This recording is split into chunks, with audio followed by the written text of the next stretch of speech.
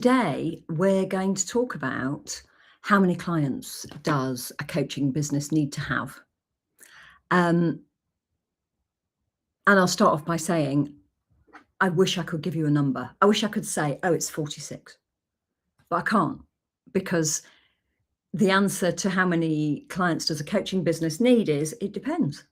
It depends who those clients are, um, what they're willing to pay for coaching, what the coach concerned wants to earn, how much they want to work. There's quite a lot wrapped around how many clients is the right number of clients. So I thought that I'd approach this in a different way. I was delivering a session to an ICF chapter last week, and it was really interesting. It was a really interesting session. It was quite small and intimate. I think there were maybe 6 or 7 of us all in.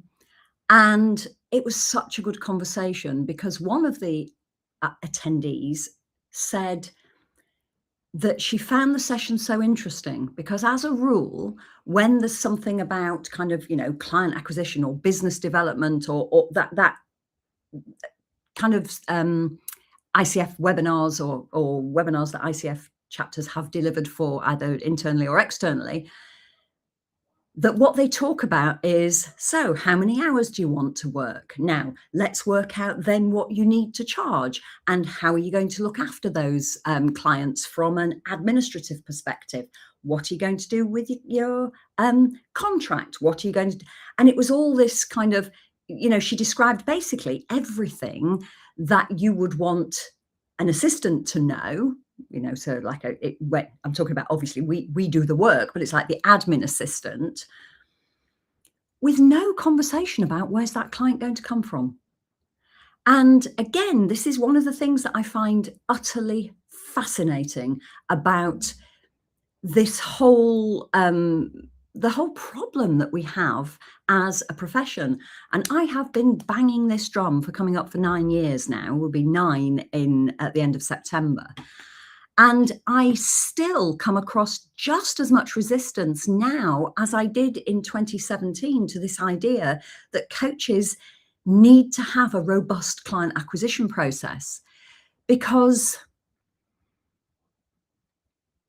there's this kind of almost spirituality around the idea of being a coach and embodying the being of coach and kind of I'm trying not to be insulting, because I do appreciate that those things are very important. What they're not as important as actually having clients. Because you can be a fabulous coach and you can embody being a coach and you can be spiritual, if you like, spiritual in inverted commas, in your approach to coaching. But if you haven't got anybody to coach, are you a coach? Are you actually a coach, or are you a person with a coaching qualification who's done a lot of internal work? And one of the things that people who work with me say is that I am very pragmatic. I'm direct. Now, earlier in one of the previous live streams, I've referred to the fact that 95% of the feedback that we get about Nail Your Niche, the challenge that I run 3 times a year, that it's, overwhelmingly positive. The 5% are people who don't like that directness. They don't want me to say, if you don't have any clients, you don't have a business, you have a hobby, because that's too ouch. And I get that. Not everybody is going to want to work with me in the same way that not everybody is going to want to work with you. And it's far better that we find out in a fun challenge than it is when somebody's a client. Now, I realize I'm moving away here from the topic, which is how many clients does a coaching business need. So let's have a look at some numbers. Now, number one, first number, if you like, According to the ICF Global Study of 2023 and 2025, 93% of coaches have a portfolio business. So what that means is coaching is one of the services that they provide. The 7%, I would guess, are coaches with monetizable credibility and internal coaches and associate coaches. That I do know some people who have their own. I'm immediately thinking of somebody an MCC that I know in Singapore who has his own coaching business. So there are some coaches that just coach and they have kind of their own coaching business, purely coaching. But for the majority, the vast majority, 93% of us, in fact, we have portfolio businesses. Now, usually that portfolio business might be some consulting. It might include some consulting, maybe some training, maybe some facilitation, maybe some HR work. I suppose that would fall under consultancy. But this idea that we are offering these different services as part of our business. Now, to stick with number one here, I often have conversations with coaches who will say to me, I've got 3 businesses. I've got a coaching business, I've got a consulting business, and I now want to start a coaching business.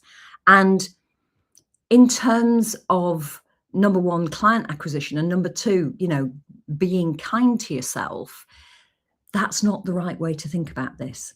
The right way to think about it is that you are the business and these are the services that you can offer. And if you can offer all of those services to the same kind of client, life will be so much easier than it is trying to market to different kinds of clients with different messages, because what all that does is confuse an audience. And what I can tell you is that confused people do nothing. They certainly don't buy. So how many clients does a coaching business need? When I said it depends, one of the things it might depend on is, well, what else are you delivering? Now, the second thing to think about is coaching is a premium product. It's not pile 'em high, sell 'em cheap. We're not McDonald's. And one of the things that coaches resist is this idea of focusing, because focusing feels like we're closing a lot of doors that we should be leaving open to opportunities. Now, there's 2 things about that. Number one, if those opportunities existed, you would already have them. And how's that going for you? And number 2, it actually works the other way around. And I know this is counterintuitive, and I know that we're clever. We have Noah's minds when it comes to thinking about client acquisition and marketing and the things that we need to do to grow our businesses. But could I encourage you to just, when you find yourself thinking, oh no, that's not right, or oh, I don't agree with that, that's data. Because I'm extremely experienced at this. And what I'm telling you about how marketing works isn't how I believe marketing to work. This is how marketing works. This is a fact. And marketing is counterintuitive. The idea of casting your net wide is logical. We want everybody to know about our coaching businesses. And the truth is that unless you're focused, it simply isn't marketing. There is no such thing as generic marketing. It's not a thing. All effective marketing is focused. So I've lost track of where I was going with this. What was it? Oh yeah, the number of clients that we need. So it's a premium product. So let's say, I'm going to use easy numbers. So let's say we have a coaching package that's £2,000. And let's say we want to earn £100,000 a year. Just for the record, if you're going from a standing start, £100,000 in your first year is highly unlikely. Highly unlikely. You can get there, but it isn't going to be a year 1 or year 2 thing. So let's say we want to earn £100,000 and we have a coaching package that's £2,000. So that means we need 50 clients in that year. And again, that's not a year 1 thing. You almost certainly won't find 50 clients in your first year if you're going from a standing start. Now let's assume that all of those 50 clients are going to pay that £2,000 fee. So you can turn over £100,000 in your 12-month period. We are not a department store.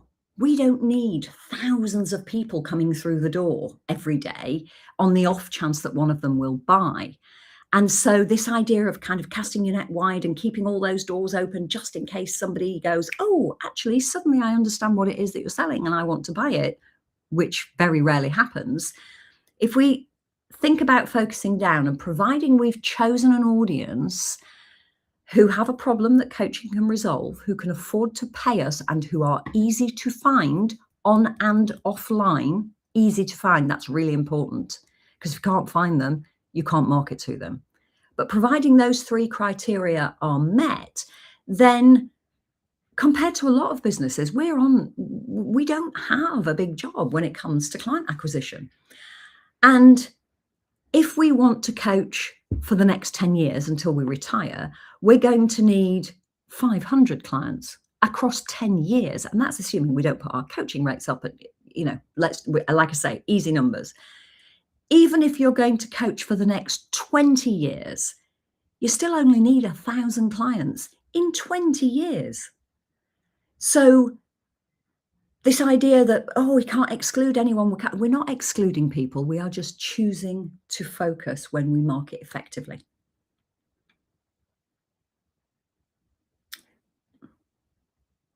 I'm thinking, does that make sense?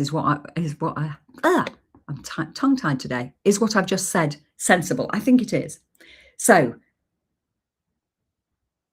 what are you selling them? We're in our kind of make-believe situation, we're selling them a £2,000 coaching package. Tomorrow we're going to talk about how we choose pricing, and spoiler alert, it's not based on what you want to earn. So a £2,000 package, we need 50 clients a year to reach £100,000. Now, I have had conversations with coaches. I can think of one in particular who said, but if we just, instead of pricing our coaching package at £2,000 for 10 sessions, say, £200 a session, if we priced it at 50 quid a session, loads more people would buy it. And that's not true. That's not true. The reason that people don't buy coaching isn't because it's expensive. It's because they do not understand what they will get from spending the money. And it doesn't matter if that is £2,000 or £50 or £5. If you don't know why you're spending that money, what you're going to get in return for it, you're not going to spend it. It's that simple. And dropping our prices to increase the number of people who will buy is based on all kinds of mind monkeys. Limiting beliefs and mental barriers, I call them mind monkeys. And the reason I call them mind monkeys is because they come in different shapes and sizes. Some of them are little cappuccino monkeys that kind of and tinkle around at the edges, and you think, oh, I'm not sure what to do. And they go all the way up to massive silverback gorillas that will stand up and roar when you think about doing something and just stop you. Like, it's very hard to get past a mind monkey that's the size of a silverback gorilla on your own. That's what coaching's for, isn't it? So, how many clients do we need? It depends. What does it depend on? It depends on what we're charging, where our clients are and what they're willing to pay, and what we want to earn, and what the mix is of what we do. One of the conversations that I have quite frequently with people is, oh, well, I want to work in the X sector, but there's no money there. And then they go on to tell me that they're already running a training and consulting business in that sector that they are paid for, but somehow coaching's different because there's no money for coaching. And that's simply not true. What there is no money for something that they don't understand. Why do I want to pay you for that? I don't know what it is, and I don't know what I'll get for my money. Providing you do the groundwork properly, people will pay for coaching. They will pay for coaching, providing you can articulate the value of it to them. And that doesn't involve describing the coaching process. So how many clients does a coaching business need? That's not as big a question as where are those clients going to come from? Because this idea of doing business development classes where we're looking at, how much do we want to earn? How many hours a week do we want to work? Let's divide the two and come up with how much our coaching is going to cost. That's hypothetical. And the thing about hypothetical is it doesn't pay the bills. If you want to be able to pay the bills with your coaching, either on its own or as part of a wider group of services that you offer, then you need to be able to articulate the value of it really well indeed. And how many clients you need boils down to, are you looking for £10,000 a year to top up a very good pension and to keep your hand in because you've retired? Or are you looking to build a business where you're going to be employing associates to deliver your coaching work? Because if it's the second, then you're going to need a lot more clients and it's a much longer term plan. But the journey to a steady, reliable £10,000 a year or a £500,000 a year business where you're paying people to deliver for you, they are 2 points on the same journey. The work that you need to do to coach part-time is the same work that you need to be able to do to build a big organization.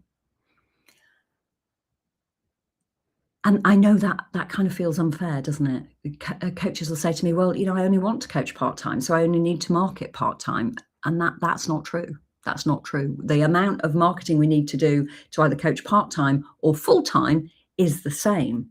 And marketing is almost universally considered to be a necessary evil by coaches. And that's a shame, because what they don't know before they start learning, what we as a profession don't understand before we start learning how, is marketing is not only fun, believe it or not, and enjoyable once you know what you're doing and you can do it. In the beginning, it's like anything that new that you're learning, it feels clunky and awkward. But once you know what you're doing, it's creative, it's enjoyable, it's fun, and it needs to stay there consistently for as long as you want to coach, for as long as you have that business. Now, at the Coaching Revolution, we work with people who are building portfolio businesses and or coaching businesses. Usually the first, more than 9 out of 10 cases, people are building portfolio businesses. We do have coaches who are just coaching. We absolutely do. And we've got, if you listen to my podcast, I've got several interviews with people who are just coaching. But all of those things, marketing all of the different services that you want to offer to your clients, or whichever of those services you want to offer, still involves the same amount of work in the beginning, getting the groundwork done so that you know who you're talking to and you understand the problem that they've got that coaching can resolve, and you can explain your knowledge and understanding of the problem and your empathy for it in your marketing. Marketing is absolutely necessary. What it isn't is a necessary evil. So to answer your how many clients does a coaching business need question, or my how many clients does a coaching business need question, the truth is it depends what you want out of it. But shuffling the deck chairs while the ship's sinking by working out, what coaching agreement you're going to have, how you're going to onboard them, etc., when you don't have a method of finding them in the first place, is putting the cart before the horse. I'll see you tomorrow. Tomorrow we're going to talk about how to price coaching. One last thing. if you're thinking, gosh, there's a lot here, I'm not quite sure how all of this works, can I invite you to join me on my Nail Your Niche challenge that I run it 3 times a year. The next time is September. It is purely for coaches. It's 4 days of teaching a tiny concept each day, and then a live Q&A with me and some of the Coaching Revolution mentors to ask all the questions that fit around that day's topic. So we're going to look at who might you be focusing your marketing efforts on. We're going to look at where those people might be so that you can find them. We're going to look at the money, and we're going to look at the problem that this person has and how to articulate that you understand it.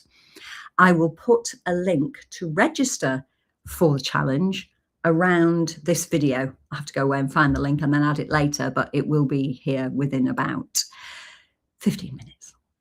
So thank you for your time, and I will see you tomorrow at 9 o'clock to talk about how pricing works.